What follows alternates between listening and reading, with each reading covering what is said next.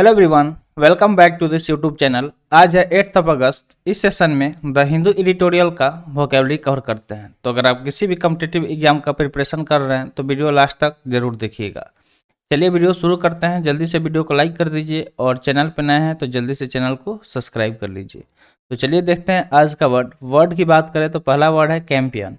Campion यहाँ पे noun की तरह काम कर रहा है। तो वर्ड के साथ साथ हम लोग देखेंगे कि ये कौन सा पार्ट्स ऑफ स्पीच है।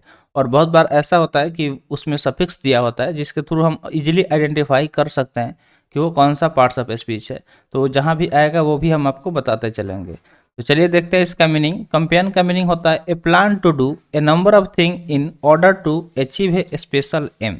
मान लीजिए स्पेशल एम हो कोई, यानी खास तरह का उद्देश्य जिसको प्राप्त करने के लिए, जिसको पाने के लिए जो नंबर ऑफ थिंग्स मतलब बहुत सारी चीज़ें की जाती है, प्लान की जाती है करने के लिए, उसको बोलते हैं कैंपेयन। जैसे मान लीजिए कि सफाई अभियान। तो सफाई अभियान में बहुत सारे चीज़ें किया जाता है ताकि हम अपने देश को स्वस्थ बना सक साफ सुथरा रख सके, और जिससे क्या हो कि हमारा जो प्रदूषण फैला हुआ है चारों तरफ उसको सही किया जा सके। तो कैंपेयन मतलब समझ गए क्या होता है कि ये नंबर ऑफ थिंग्स जो किया जाता है किसी एक स्पेशल एम को पाने के लिए, उसको कैंपेयन बोला जाता है, जिसका हिंदी मीनिंग अभियान होता है। क्या होता है? अभियान। अगर इसके हम सिनोनिम्स की बात करें तो क्रूसेड हो सकता है। क्या हो सकता है? क्रूसेड, ड्राइव, पुश या फिर एफर्ट। ये सारे सिमिलर वर्ड हो गए कैंपेयन के। अब अपोजिट वर्ड देख लेते हैं। तो इन एक्शन हो जाएगा। क्या हो जाएगा? इन एक्शन, प्रिवेंशन, हिंडर या फिर इनहिबिट। ये सारे अपोजिट वर्ड हो जाएंगे इसके कैंपेयन के। चलिए देखते हैं इससे रिलेटेड इंपॉर्टेंट पिक्चर। तो देखिए रिलेवेंट पिक्चर भी यहाँ पे इंसर्ट कर देते हैं ताकि आप इसको देख के रिलेट करके समझ पाए।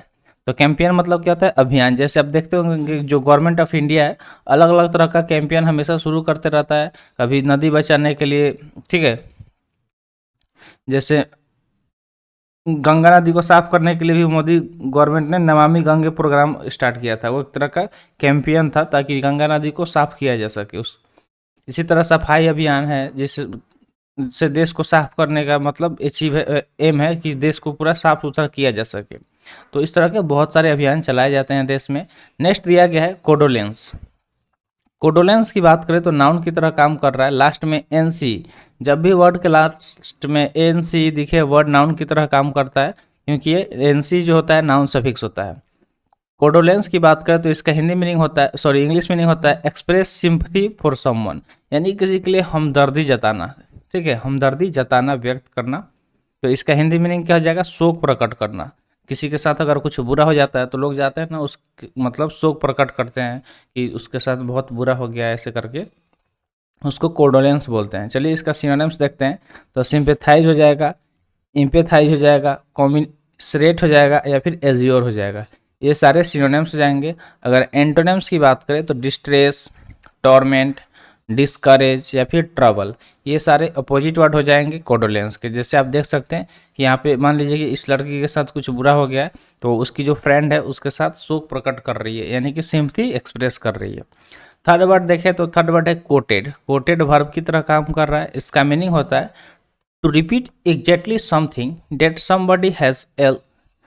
somebody else has said or written before। मतलब कोई चीज़ जो पहले के ज़माने के कोई लोग कुछ कह गए उसको रिपीट करना बार बार, डेट इज़ कोटेड। कोटेशन आप जानते होंगे कि जो मान लीजिए हम स्टेटस वगैरह में लगाते हैं कि जैसे एजुकेशन इज पावर, इस तरह का बहुत सारा कोटेशन आपको देखने को मिल जाएगा जो बड़े बड़े लोग कह के गए थे।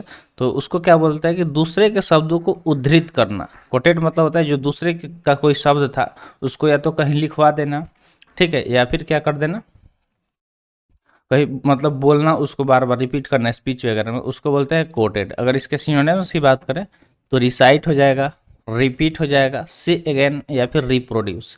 ये सारे सिमिलर हो गए वर्ड। अब अपोजिट देखते हैं एंटोनिम्स क्या होगा। तो इग्नोर्ड, डिसरिगार्डेड, ओवरलुक्ड या फिर फॉरगेट। जैसे हम लोग जब 15 अगस्त आ रहा है, ठीक है, तो 15 अगस्त के भाषण में देखते होंगे बच्चे लोग ये डायलॉग बोलते हैं कि तुम मुझे खून दो मैं तुझे आज़ादी दूंगा। तो ये किस कौन कह के गए थे? सुभाष चंद्र बोस। तो इनकलाब जिंदाबाद भगत सिंह कह के गए थे। इस तरह के बहुत सारे नारे हैं, वो भी क्या होगा? कोटेशन के अंदर आएगा। और बहुत सारी बातें जो मतलब मोटिवेट करती है हमें। जैसे यहाँ पे आप एक कोटेशन देख सकते हैं, बैलेंस के बारे में दिया गया है, ठीक है। तो ये क्या हो गया? एक परफेक्ट एग्जाम्पल हो गया पिक्चर के थ्रू ताकि आप समझ पाएँ। नेक्स्ट वर्ड दिया गया है कोलिजन। कोलिजन के लास्ट में आईओएन आया है, इसलिए नाउन की तरह काम कर रहा है। इसके मीनिंग की बात करें तो इसका मीनिंग होता है a temporary alliance for combined action specially of political parties forming a government. तो कोलिजन मतलब होता है एक टेम्पोररी एलायंस, एलायंस मतलब होता है गठबंधन, फॉर कंबाइंड एक्शन ताकि वो साथ में मिलके कोई एक्शन कर सके, कोई काम कर सके। ये खासकर कहाँ पे बात होता है तो पॉलिटिकल पार्टीज में जब बात हो गवर्नमेंट को फॉर्म करने के लिए यानी कि निर्माण करने के लिए। जैसे जब देखिए सरकार जब होता है बहुमत का होता है तो भी उसके पास पावर होता है। तो जब ऐसा होता है कि कोई एक पार्टी अकेले नहीं बना पा रहा है बहुमत तो वो दूसरे का हेल्प लेता है, किसी को बोलेगा कि कुछ पैसे ले लो या जैसे तैसे कि आप हमारे साथ मिल जाओ, हम तुम्हारे जो भी नेता हैं उसको कुछ पोस्ट दे देंगे, उनको मिनिस्टर बना देंगे। तो इस तरह वो क्या बोलते हैं साथ में मिल जाते हैं, गठबंधन कर लेते हैं ताकि वो सत्ता में आ जाए, गवर्नमेंट चला सके। उसको कोलिजन बोला जाता है जिसका हिंदी मीनिंग गठबंधन होता है। सिनोनिम्स की अगर हम बात करें तो एलियांस हो जाएगा, एफिलिएशन हो जाएगा, केवकस हो जाएगा या फिर फेडरेशन हो जाएगा। तो अभी बताए थे थोड़ा देर पहले कि एनसी वाला वर्ड क्या होता है, नाउन होता है। आईओएन वाला भी अभी बता दिए कि नाउन होता है, ठीक है। फेडरेशन में भी आईओएन है। तो ये सब आप नोट करते रहिएगा, जब आप देखिएगा ना बार बार उसको पिन आउट करिएगा तो इससे आपको याद हो जाएगा, बार बार लिखने का जरूरत नहीं है, समझ जाइएगा। जैसे देखिए एंटोनिम्स क्या दिया गया है, डिटैचमेंट, लास्ट में एम ई एन टी आया है।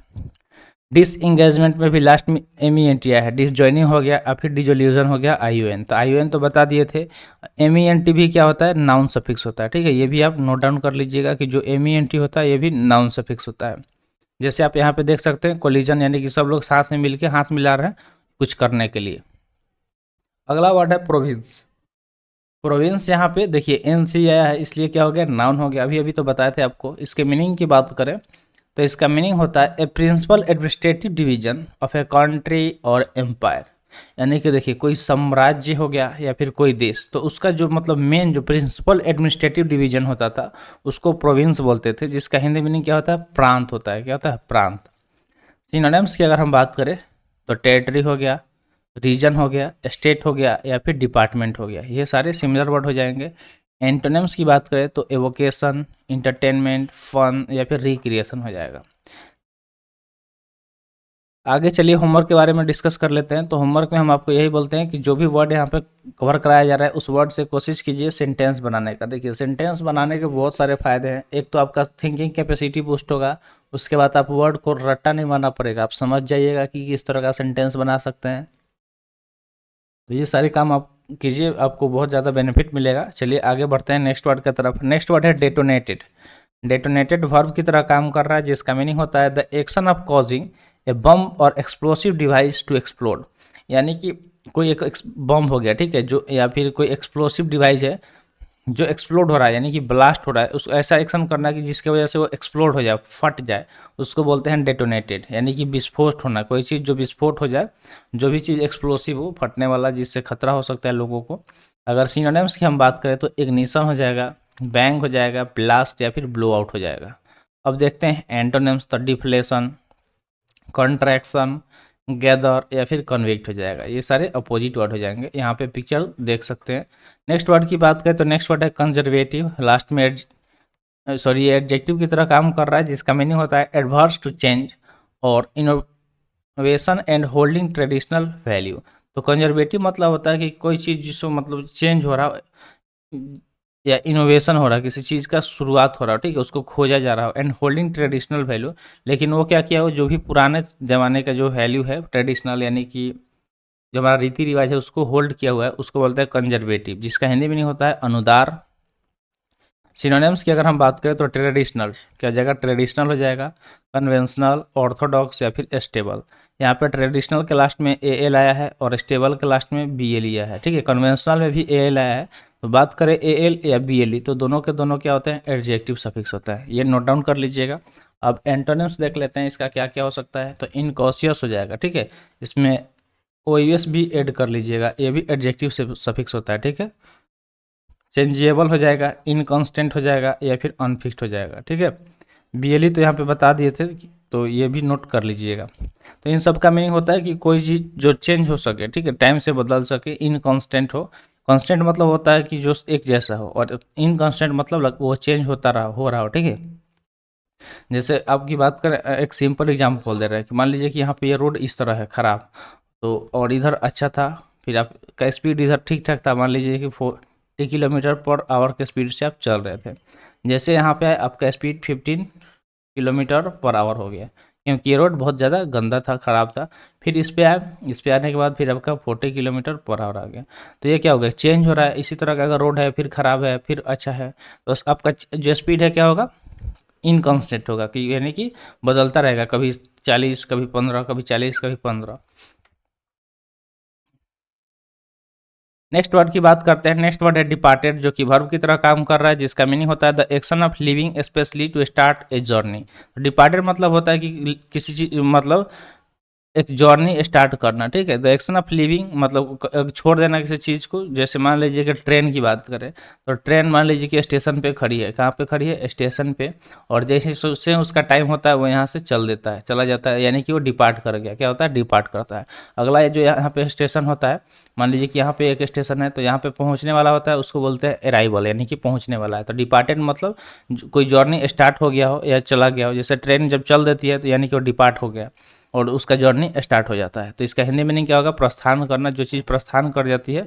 सिनोनिम्स की अगर हम बात करें, तो लिविंग यानी कि छोड़ के चला गया, गोइंग जा रहा है, विथड्रॉल या फिर एग्जिट, ये सारे सिमिलर वर्ड हो जाएंगे। एंटोनिम्स की बात करें, तो देखिए अराइवल का आप यहाँ पे बताए थे, यानी कि जहाँ पहुँचने वाला हो, कमिंग आ रहा हो, एंट्रेंस यानी कि एंट्री लेगा, स्टे यानी कि ठहरेगा, ये सारे अपोजिट वर्ड हो जाएंगे, ठीक है। जैसे यहाँ पे पिक्चर में देख सकते हैं कि यहाँ पे ये जो एरोप्लेन है वो क्या कर दिया, डिपार्ट हो गया जहाँ भी उसको जाना था। अगला वर्ड दिया गया एम्फेसाइज्ड, जो कि वर्ब की तरह काम कर रहा है, जिसका मीनिंग होता है गिव स्पेशल इंपॉर्टेंस और value to something in speaking और राइटिंग। मान लीजिए कि आप कोई चीज़ बोल रहे हैं या फिर लिख रहे हैं, तो उस टाइम अगर आप जिस किस चीज़ को एक स्पेशल वैल्यू देते हैं, उसको एम्फेसाइज बोला जाता है। जैसे मान लीजिए कि 15 अगस्त आ रहा है, ठीक है, 15 अगस्त आ रहा है। 15 अगस्त को हम लोग 15 अगस्त के नाम से भी जानते हैं, और ज़्यादातर हम लोग इसको किस नाम से जानते हैं, तो इंडिपेंडेंस डे के नाम से जानते हैं, यानी कि स्वतंत्रता दिवस, क्योंकि इस दिन हमारा देश आज़ाद हुआ था।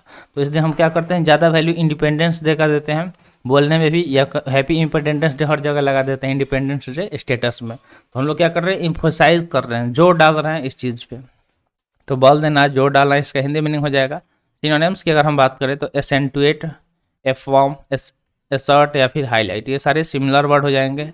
एंटोनिम्स की बात करें, तो डिनाई, लूज, मम्बल या फिर डेप्रिसिएट हो जाएगा, ये सारे एंटोनिम्स हो जाएंगे। अगला वर्ड देखते हैं। अगला वर्ड दिया गया कन्वेंशंस, जो कि लास्ट में नाउन की तरह काम कर रहा है, क्योंकि लास्ट में IUN आया है। इसका मीनिंग होता है a way in which something is usually done, माने कि कोई भी चीज़ जो किया गया, मतलब जिस तरीके से किया गया, उसको बोलते हैं कन्वेंशन, ठीक है। क्या होता है, कन्वेंशन। इसका हिंदी मीनिंग सम्मेलन हो जाएगा। सिनोनिम्स की बात करें, तो मीटिंग, शो, असेंबलीज या फिर असेंबली। जैसे मान लीजिए कोई काम करना होता है, तो लोग मीटिंग करते हैं कि चलिए मीटिंग में आइएगा। उसमें समझाया जाता है कि किस तरीके से कोई काम करना है। जैसे टीचर लोग का मीटिंग होता है, IAS ऑफिसर का मीटिंग होता है, हर किसी का मीटिंग होता है सीनियर के साथ। सीनियर उसमें आपको गाइड करते हैं कि कैसे कोई काम करना है।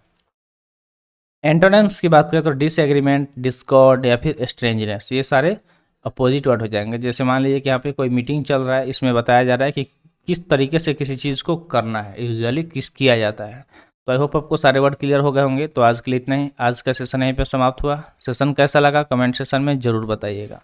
तो मिलते हैं फिर अगले वीडियो में। Thanks for watching. जय हिंद।